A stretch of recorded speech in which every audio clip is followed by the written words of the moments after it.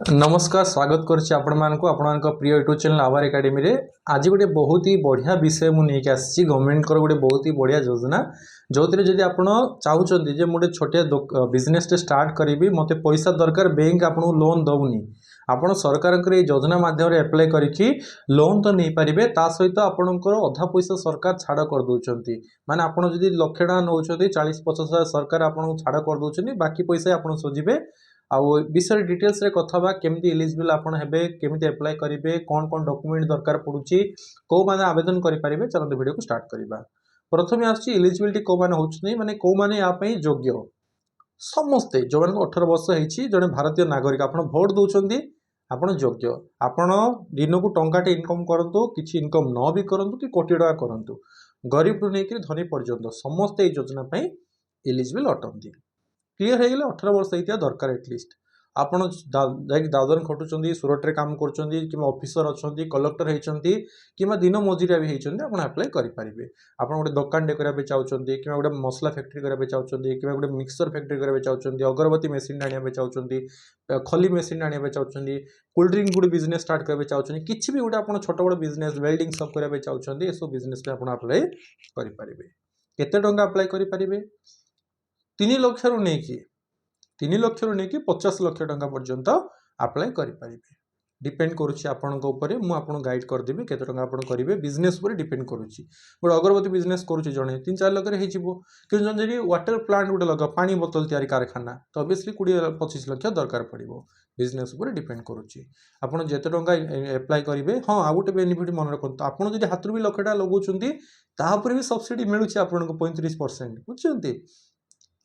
तापर आम एप्लाय केमती करवा केते दिन लगे पैसा अकाउंट को केमती आसो कौटी एप्लाय करवा एप्लाय आज्ञा मु करके दौची डॉक्यूमेंट कौन कौन दरकार पैन कार्ड दरकार आधार कार्ड मोबाइल नंबर लिंक होता दरकार ईमेल आईडी दरकार आपण प्रोजेक्ट रिपोर्ट और रूरल सर्टिफिकेट दरकार टी कॉस्टली हो प्रोजेक्ट रिपोर्टा जोटा आपंकर 6000 टंका 5000 टंका 4000 टंका एमती चार्ज रोचे यहाँ केवल जन चार्टर्ड अकाउंटेंट थारू ही बनइबे जो जनसेवा केन्द्र ये जो दुकान यू से मैंने ऑनलाइन कर दौरान एगुड़ा सब रिजेक्ट होची तेणु चार्टर्ड अकाउंटेंट बनइबे रुहतु 5000-6000 बोली डरतु नहीं मुझे बहुत ही कम पैसा आपंकर करदेवी आपंकर आप एक्सपेक्ट भी करते एत कम पैसा आपंकर तो वीडियो देखो मिडिल आपको कहि केते टका फीस लगे मुझे निजे करुच्ची 2017 मसीह लोकंर करुच्ची मोर देन 2500-3000 लोकंर मु काम ऑलरेडी एप्लाय करिछि गत वर्ष मु 400 लोकंर करथिले आज्ञा 395 लोकंर सक्सेस होइछि आ कार सक्सेस नवार कारण होछि जणे दि जनकर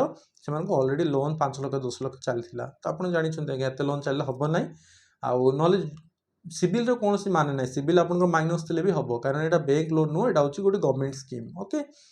तबे कौन सी आप पीएमएचबी वेबसाइट जाकि पढ़ी पारे गवर्नमेंट वेबसाइट कौटी मेंशन नहीं सिविल कथा नेक्स्ट एप्लाय केमती हम ऑनलाइन एप्लाय करेंगे कौटी की दरकार नहीं निज गाँव निज घर रही आप एप्लाय करेंगे मोबाइल रे कंप्यूटर रे आप एप्लाय करेंगे डॉक्यूमेंट मेन होची आपन दरकार ओके।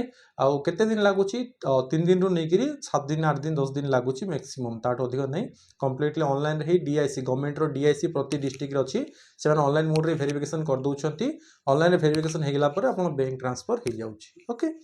तो तापर कौन सर केमती सुझा मंथली ईएमआई हो जिवो 8% इंटरेस्ट रोची आपन कहू सर आपन छाड़ कहउथले पुनी इंटरेस्ट कोन सुनो आपन धरनतु 2 लाख टका बैंक रो नहीं मु छोट अमाउंट रे बुझौची 2 लाख टकर ग्रामांचल बिजनेस कर 35% हिसाब से 70,000 टका आपंकर सब्सिडी अमाउंट होची आपन जो बैंक रू 2 लाख नहीं आपन बैंक को 2 लाख टका रिटर्न करेंगे 70,000 टका कौट आसो ना सरकार तरफ आप अकाउंट को एट ए टाइम गोटे थर पैसा मिल तो बुझीपारे माने एपटे बैंक को देदेवे एपट सरकार आप सब्सिडी पैसा पलि आस तो 2 लाख देले 70,000 पलि आसला तो आपन के सुझिले 1,30,000 सुझिले बढ़िया नुह आउ बैंक को जी बिजनेस करने सर लोन दरकार से कहे ना चलतु चलतु आईटीआर आणतु जीएसटी आणतु आपको मिलनी बिजनेस दरकार ये सेमती ना नुआ बिजनेस मिलूँ पूरा नुआ स्टार्ट करने कौन सी बिजनेस दरकार नहीं आपंकर आप स्टार्ट करेंगे खाई पी गाँव में बुलूँ बेकार हो बिजनेस स्टार्ट करेंगे यही योजना अप्लाई करूँ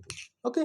सब प्रकार बिजनेस होबे कहवा केतना फीस मु नौची मार्केट जी आप जी 6,000 5,000 4,000 नौ प्लस ଆପଣଙ୍କ ଯେଉଁ ଲୋନ୍ ସାଂକ୍ସନ୍ ହେଲା ପରେ ମଧ୍ୟ 4% 5% କମିଶନ୍ ଏକ୍ସଟ୍ରା ନେଉଛନ୍ତି। କିନ୍ତୁ ମୋର ସେସବୁ ନାହିଁ। ମାତ୍ର 1999 ଟଙ୍କାରେ ପ୍ରୋଜେକ୍ଟ ରିପୋର୍ଟ, ରୁରାଲ୍ ସାର୍ଟିଫିକେଟ୍ ସହିତ registration, score card generate, apply completely 3-4 ଦିନର କାମ ଆଜ୍ଞା। 3-4 ଦିନର କାମରେ ମୁଁ 2,000 ଚାର୍ଜ କରୁଛି, ମାନେ ଦିନକୁ 300-400 ପଡ଼ିଲା, ଆଠୁ କମ୍ରେ ମୁଁ କରିପାରିବିନି ଆଜ୍ଞା। ଓକେ, ଯଦି କରିବା ପାଇଁ ଚାହୁଁଛନ୍ତି ଜେନ୍ୟୁନଲି ଆପଣ କରିବେ 100%, ତାହେଲେ ହିଁ ମୋତେ ମେସେଜ୍ କରନ୍ତୁ। ଆଉ ବେକାର ଆଲତୁ ଫାଲତୁ ମେସେଜ୍ କରି ଟାଇମ୍ ୱେଷ୍ଟ କରନ୍ତୁ ନାହିଁ। ମୁଁ ବି ଅଲରେଡ଼ି ଜବ୍ କରୁଛି। ଓକେ, ତ ମୁଁ ଯେଉଁ ଟାଇମ୍ ମୋତେ ମିଳୁଛି ସେଇ ଟାଇମ୍ରେ ମୁଁ ଲୋକଙ୍କୁ ସାହାଯ୍ୟ କରିବା ପାଇଁ ଟ୍ରାଏ କରୁଛି। ଆଉ ଏଇଟା କେବଳ ଯାହାଠୁ ବି ମୋଠୁ ନୁହଁ, ଯେଉଁଠୁ ବି ଆପ୍ଲାଏ କରୁଛନ୍ତି ଜଣେ ଅଭିଜ୍ଞ PMEGP ଉପରେ ଯିଏ କାମ କରୁଛନ୍ତି ଅଲରେଡ଼ି 5-7 ବର୍ଷ ହେଲା, ତାଙ୍କ ପାଖରେ ହିଁ କରନ୍ତୁ। ସେ ବେଟର୍ ଆପଣଙ୍କୁ ହେଲ୍ପ କରିପାରିବେ। ଓକେ, ନହେଲେ ଯଦି ଆପଣ ଅଗା ବଗା ପାଖକୁ ପଳେଇବେ, ପଇସା ସେମାନେ ନେଇକି ପଳେଇବେ, ଆପଣଙ୍କୁ ଆପ୍ଲାଏ ହେବ, ଭୁଲ ଭାଲ ଆପ୍ଲାଏ କରିଦେବେ। ଆଉ ତାପରେ ଆପଣ କଲ୍ କଲେ ସେମାନେ କଲ୍ ରିସିଭ୍ କରିବେନି, କିଛି ନାହିଁ। ଓକେ, ଆମେ ଟ୍ରଷ୍ଟେଡ୍, ଆପଣ 2 ଲକ୍ଷ ସବସ୍କ୍ରାଇବର ଅଛନ୍ତି, ଆମେ ଅଲରେଡ଼ି ଜବ୍ କରୁଛୁ। ଆପଣ 2,000 ନେଇ କ'ଣ ଆମେ କୁଆଡ଼େ ପଳେଇବୁ? ଆମର ଏତେ ବଡ଼ ଚ୍ୟାନେଲ୍ ଅଛି, ଆପଣ ଆମକୁ ଛାଡ଼ିଦେବେ ଆପଣଙ୍କର ଆପ୍ଲାଏ ନ କଲେ? ବୁଝୁଛନ୍ତି? ତେଣୁ ଟ୍ରଷ୍ଟ ଯିଏ ଅଛି, ଆପଣ ଦେଖୁଛନ୍ତି ଲୋକ ପାଖରେ କିଛି ଗୋଟେ ଭ୍ୟାଲ୍ୟୁ ଅଛି, ତା ସହିତ ଯାଆନ୍ତୁ। ଓକେ, ଆଉ ଛାତି କାଟିଲେ ଯଦି ଆପଣ ଜେନେରିକ୍ ଡକ୍ଟର ପାଖକୁ ଯିବେ, କିଛି ଭ୍ୟାଲ୍ୟୁ ନାହିଁ ଆଜ୍ଞା। ହାର୍ଟ ସ୍ପେଶାଲିଷ୍ଟ ପାଖକୁ ଗଲେ ଆପଣଙ୍କୁ ଭ୍ୟାଲ୍ୟୁ ମିଳିବ। ଓକେ, ତ ବୁଝିପାରିଲେ EMI କେତେ ଆସିବ?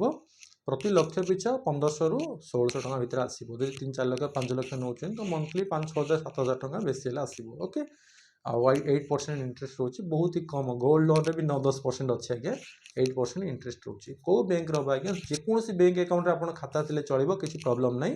କେବଳ ପୋଷ୍ଟ ଅଫିସ୍ ବ୍ୟାଙ୍କକୁ ଛାଡ଼ିଦେଇକି ଆଉ ସବୁ ବ୍ୟାଙ୍କରେ ଖାତା ଥିଲେ ଚଳିବ। UCO bank, Canara bank, SBI, ICICI, HDFC, all banks are eligible. Okay, ତ କମ୍ପ୍ଲିଟଲି ଅନଲାଇନ୍ ଆପ୍ଲାଏ ହେବ, ସମସ୍ତେ ୟା ପାଇଁ ଇଲିଜିବଲ୍। 3ଟା ଜିନିଷ କରିବେ। ଫାଷ୍ଟ କ'ଣ ବିଜନେସ୍ କରିବେ ଡିସାଇଡ଼୍ କରନ୍ତୁ, କେତେ ଟଙ୍କା ଖର୍ଚ୍ଚ ହେବ ଡିସାଇଡ଼୍ କରନ୍ତୁ।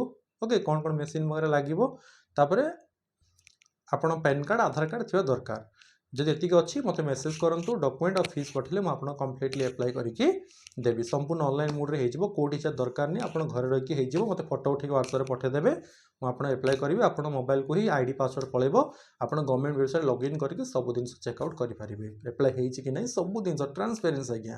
ଆଉ ଆପଣ ମୋ ନାଁ ଆହୁରି ସୀମାଞ୍ଚଳ, ଆପଣ ମୋ ନାଁ ଗୁଗୁଲ୍ କଲେ ବି ମୋର ପୁରା ବାୟୋଡାଟା ଆସିବ ଆଜ୍ଞା। ମୋର ଫ୍ଲିପକାର୍ଟ, ଆମାଜନ୍ ସବୁଥିରେ ମୋର ବୁକ୍ସ ଅଛି, ପୁରା ବାୟୋଡାଟା ଆସିଯିବ।